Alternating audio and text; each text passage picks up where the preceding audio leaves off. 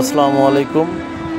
গতকাল রোজ রবিবার রংপুর সিটি কর্পোরেশনের পক্ষ থেকে পুলিশ লাইন স্কুল অ্যান্ড কলেজের অডিটোরিয়াম রুমে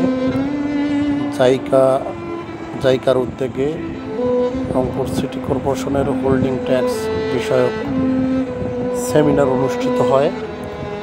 ক্লাস 7 থেকে ক্লাস 10 পর্যন্ত শিক্ষার্থীদের মধ্যে হোল্ডিং ট্যাক্স সম্পর্কে অবহিতকরণ সেমিনার।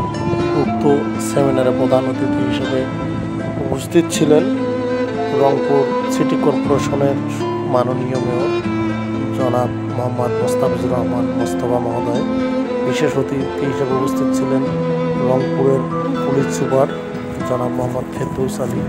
আরও বিশেষ অতিথি উপস্থিত ছিলেন রংপুর সিটি কর্পোরেশনের প্রধান নির্বাহী কর্মকর্তা উম্মে ফাতিমা ম্যাডাম সহ আরও অনেকে।